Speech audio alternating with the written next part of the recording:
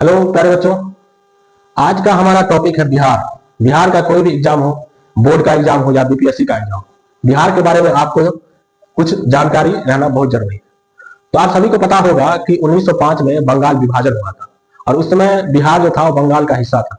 तो 1911 में क्या होता है, 1911 में इंग्लैंड के राजा आते हैं जॉर्ज पंचम, उनके स्वागत में होता है दिल्ली दरबार।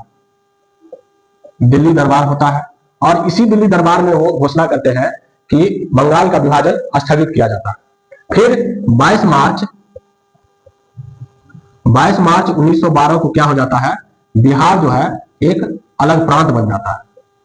और बिहार अलग प्रांत हमें चाहिए, उसका सबसे पहले जो मांग करते हैं, पहली मांग जो उन्होंने की थी, किसने की थी, पहली मांग जो करते हैं वो डॉक्टर सच्चिदानंद सिन्हा। उनका नाम था डॉक्टर सच्चिदानंद सिन्हा।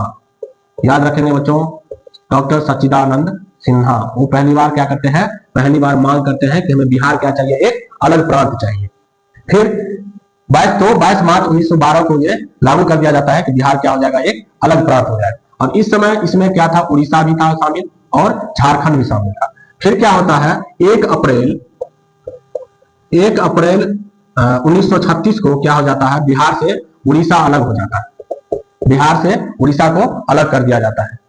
इतना ही नहीं, और सुनिए, फिर 15 नवंबर 2000 ईस्वी को क्या होता है, बिहार से झारखंड को अलग कर दिया जाता है। झारखंड को अलग कर दिया जाता है, मतलब बिहार जो है कई बार बढ़ चुका है। फिर इसके बारे में और भी आप कुछ याद रख सकते हैं, जैसे बिहार, यहाँ पे जो है बिहार में एक सोनपुर में जो है क्या होता है, दुनिया का सबसे बड़ा जो है पशु मेला लगता है। पशु मेला लगता है। ये जनसंख्या की दृष्टि से जो है वो बिहार का तीसरा स्थान है जनसंख्या की दृष्टि से, और क्षेत्रफल की दृष्टि से 12वां स्थान है।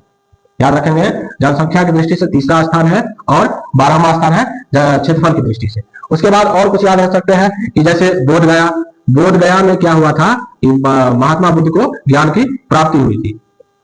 महात्मा बुद्ध को ज्ञान की प्राप्ति हुई थी। और इसके साथ बिहार जो है, बिहार में एक बहुत ही प्रसिद्ध विश्वविद्यालय था, नालंदा विश्वविद्यालय।